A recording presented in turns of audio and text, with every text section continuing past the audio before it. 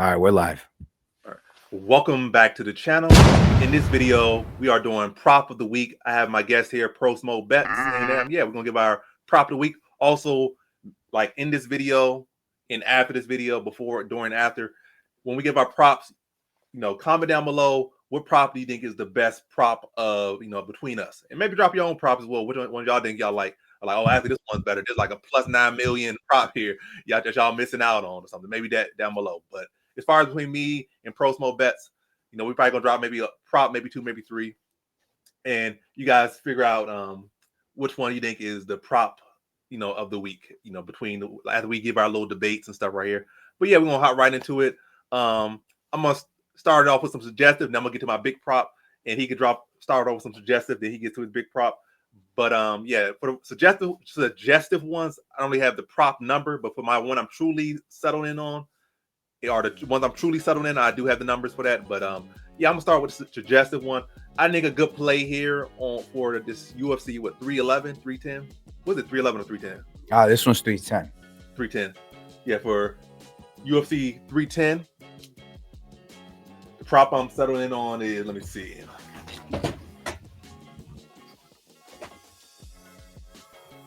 Yeah, the one I'm not settling on this one, but the one that a play I'm looking at is there are two underdogs that do have very good finishing potential in here, both Asian.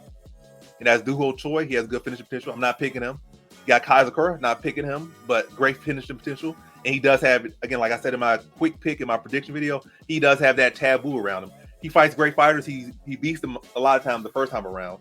A lot of times it's by stoppage. And Pantoja does rush in a lot, and he can be caught. And he's been getting away with it. But this is a big, strong, powerful fighter, probably the most powerful hitter he has ever fought in his career. 5 rounds, a lot of rushing in. And it's not like he even looked that great. He's been winning, but he has not been looking particularly great. So Asakura is a very much a live dog, live for the finish. So you get him at stop. I think it's like plus 300 right now.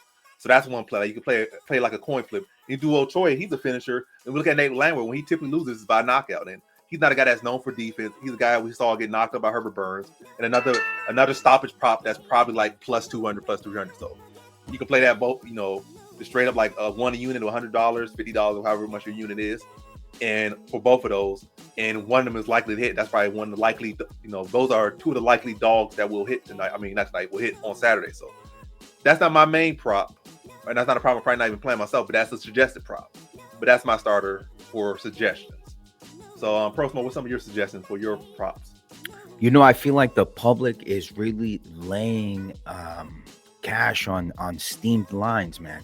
I was running through the fight card, top to bottom, and even the Ho Choi and Nate Landwehr fight. I was looking forward to over 1.5 rounds on any fight I could find and see if there was value there, and I couldn't, man. Everything is over 2.5, and I did like Nate Landwehr to wrestle a round or two.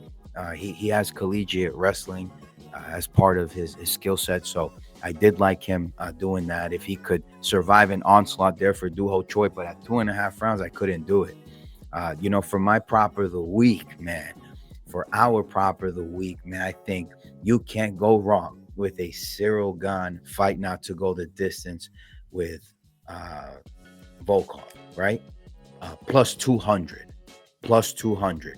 Alexander Volkov. So you feel like that's like your main prop, or that's like one of your props?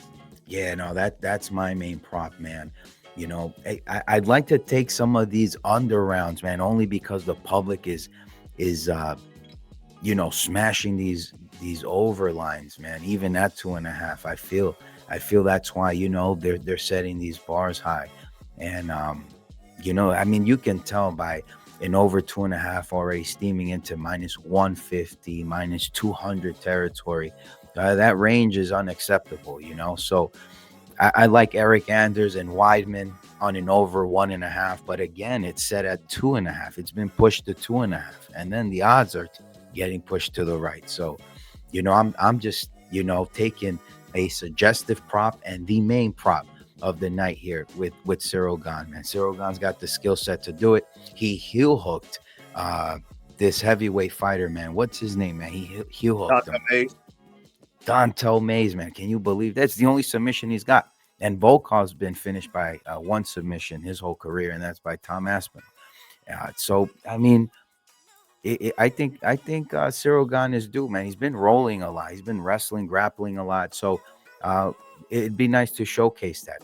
With the new grounded opponent rules and the 12-6 elbows, he could get a ground and pound. So I like the fight not to go the distance. And if there is an upset on the Volkov side, it's not going to be by decision, bro. It ain't. It's all in here, at fight not to go the distance plus 200 Enoch. Yeah, I think that's a decent prop. It's not one like I'm zoned in on, like locked in on. Because I feel like both guys are truly like more so decisionators. And Volkov more like a volume guy, so it is like want to go. But I feel like if a stoppage does happen, I feel like it's on Gane's side. I feel like Volkov can't, he is a like high volume guy, so he can't eke out a decision, especially if for that reason they're like, oh, we need a Russian heavyweight. Russia has never had a UFC heavyweight champion in history. Like Russia's supposed to be this and that, but like the only champions they had is like lightweight and they had bantamweight. Like no other division has Russian champions, so we want more Russian people here or whatever something. But I could see like whatever reason, like but I feel the money is still on Gane. So I feel like Gane is like the biggest star in France, and he never fought Aspinall yet. And those are really the guys that could take over without John Jones there. So I think it's much better narrative. So I don't really think they're going to rob Gane. Meaning they might rob for Gane. But yeah, I like if there's a stop. I do feel like it's more Gane. I'm not saying like no submission or no ground and pound, but I do feel like Gane, if he sits down, he definitely has much more power than Volkov. Volkov has always been a volume guy, but Gane just chooses to be like high on his toes and bouncing around. If Gane sits down, he does hit very hard. Is that he likes to bounce and so to the body and to the body, brother, against the wall, the octagon wall. So into the legs. I saw that what's his name? Tai Tuivasa was able to walk up to the legs a bit, and it's like he do that many leg kicks. So if Gane could break him down, chop him down like a tree, I could see Gane stopping him. It's less rounds in the first fight, but I think Gane has been putting on more mass. He's been sitting on his shots more, and he could dig those legs up, then start to get to the body with some knees, elbows, and just butcher him. I could see a stoppage for Gane. So that plus 200, I think that's a good value. Is it something I'm in love with? I'm not, but I'm just gonna jump because you just pretty much gave your Exodia, you gave your big card one already. But the one I'm gonna go with is my one. I feel not for the greatest value, but I feel like this is one I feel has a high chance to hit. I feel like this is a 75% chance to hit. Let's go. Like minus 130. What's the name? Chase Hooper to submit Clay Guida. So Clay Guida is 40 plus years old. So it's like he's already like locked to lose. I don't think he'll come out of nowhere and this is not TRT era. These 40-year-olds ain't gonna make no flash comeback. I can see if he was fighting like another 40-year-old, like they're both 40, but this guy like Chase Hooper like 26. He's looking the best he ever looked. He's coming off a big upset win. He's looking real good. He's he's big for he's growing to himself. He's hitting puberty and whatnot. And submission specialist already had a submission win over Clay Guida, in pure grappling. What was that like last year? So he already submitted him before. Yeah, they rolled together already. Yeah, submitted him before. Clay Guida, more than half his losses have come by submission. He has that long career. He has more losses than some people have fights. He has like 30 and 20 or something like that. So it's for a lot of fights. And it's him, Cowboy Cerrone, and one more fighter. Like Miller or something. Jim Miller. Jim Miller I think has the most fights. So by the way, so Clay Guida has like 24 losses. I think 12 or 13 of them are submissions. So, and pretty much every time he goes in with submission, especially he gets submitted pretty much every single time. Besides maybe like two odd fights. So he going over beyond. Claudio Puelles didn't submit him, so that was surprising. Puelles submitted him. He did. What, the third round? I think it was the first round. Wow, man, I can't believe it. So it's not even that long ago. No more than 3 years ago, man. I can't believe it. I don't recall that fight, and I saw that fight. And I couldn't recall it. That's crazy. Miller submitted him too. The person who didn't submit him was Joaquim Silva. I put too much confidence in Silva to submit him for whatever reason. It's not like Joaquim Silva was ever a star, but Chase Hooper is clearly a guy that's much younger, much more savvy. He's not got this jump on guillotine. He could submit you 100 different ways. So he's a guy that's very slick knee bars, toe holds, rear naked chokes, arm bars. He has the full arsenal. He's not this guy that's like, I'm just known for guillotine. So I feel like he has a whole different bunch of avenues to submit. And I think he's got him by like toe hold in their grappling match. So, and that's the last. And I think that's the last time Guida was submitted was like a toe hold or something. So, I think it's right up his alley. minus 130.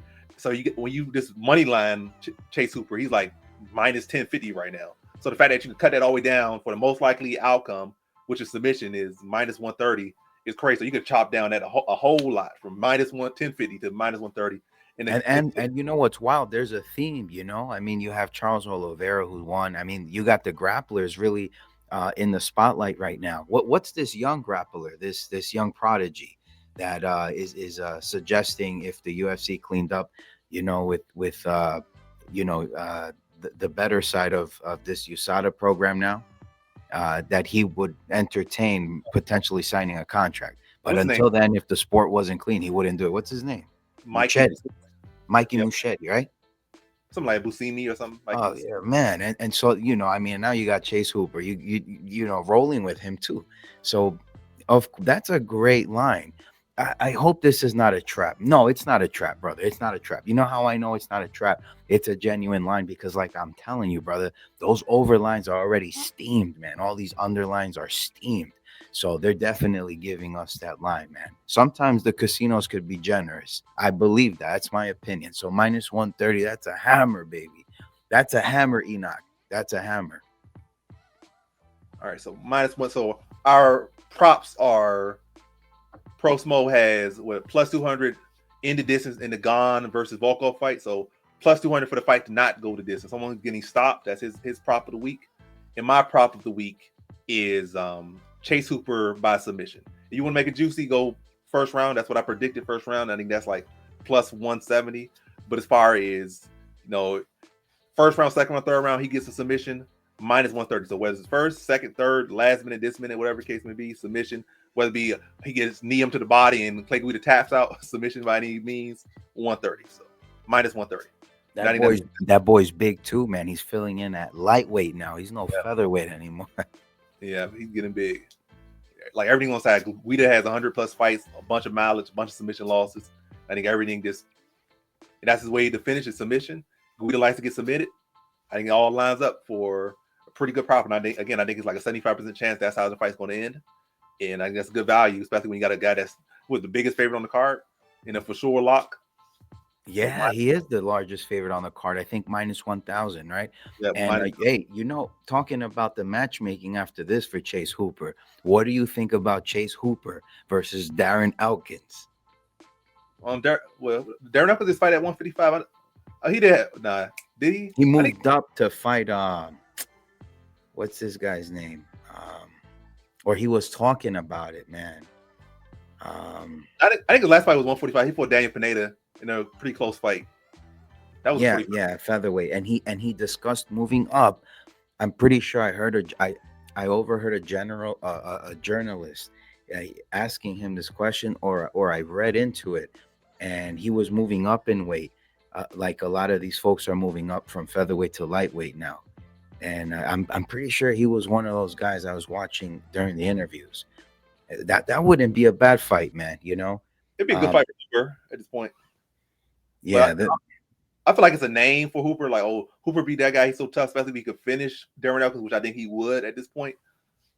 But as far as like actually he's still like 26, so he probably can spend 3 more years building. It then, like I said, I feel like you rush him too quick again, he's gonna get knocked out against subbed again. Well, not subbed, man. But those fights, you give him those older guys, like you give him Guida right now, and maybe give him Elkins, and I don't know, maybe a Cerrone coming off steroids, and you know, maybe give him that fight. Maybe give him a Jim Miller. Because think about it. You know, if it's not Darren Elkins, it's Jim Miller, because Damon Jackson just retired. And I'm telling you, these guys are moving up in weight. Maybe Darren Elkins has not made it public yet.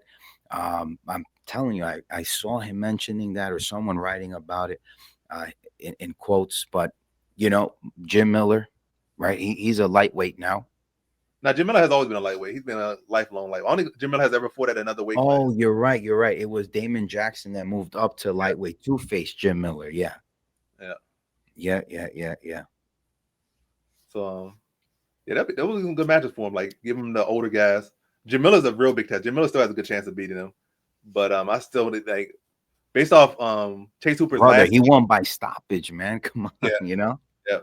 Yeah. But I think Chase Hooper should win that one. But that's a tough match. But I think Darren Elkins is kind of free. Jim Miller's a test still. But either way, I think those type of matches you give him for like the next 2-3 years. and then you start to push him. And then by the time you're like 30, 31, and then he can start to say like, can you break the top 15? Can you break? Well, I think by that point he probably was still breaking top 15 just by being on a streak. But then like you started like you're in the top 15, but you really haven't fought no one in the top 15. Now it's time to fight top 15, top 10, and we'll not see how far you can go like when you're like 29, 30. Right. Let him along well. I think he could be in the picture. Do I say this guy's a future champion or future #1 contender? I don't really see it, but right now. But I definitely see this guy as a guy that kind of takes the role like a Jim Miller type guy. Guy that's good and always been around the top, but never really reaching the top. I feel like, as far as I will say right now. Am I saying he won't? I'm not saying that, but do I feel he will? I don't. But I definitely see this guy. He has skills in the will to stick around and be a consistent fighter. Maybe a Paddy Pimblett fight. That'd be a good matchup in the future. Wow, that would be a great fight, man. Yeah. But any closing thoughts or anything else? That's all, man. That's all. For an opening show like this, man. Prop of the week, man. King of Crackdown Pro Schmo Bets. I like this, man. We got Cyril Gane plus 200 and Chase Hooper by finish, man. Submission minus 130. Yeah. So yeah, let us know which prop do you think is the better prop this week. You think the plus 200 Gane walk off in the distance, or do you think the Chase Hooper by submission not plus 130, minus 130? Which prop do you think is the best of the two? And also, yeah, comment down below. I wish I could drop a poll so y'all could do that. Maybe I might drop a post on Twitter. Maybe I might drop a link to this video in the community post and put a poll on that. Maybe we'll see. But either way, at least for this video, get in the comment sections and let your opinions be known. Which one y'all think is better? And then also, if y'all got any props like that y'all feel are the sleeper sneaker props of the week, let us know in the comment section below. But that's been all for King of Crackdown and PROSCHMOBETS. Get involved, get to the comment section. Thanks for watching. Like, comment, subscribe, and come back for more. And peace out.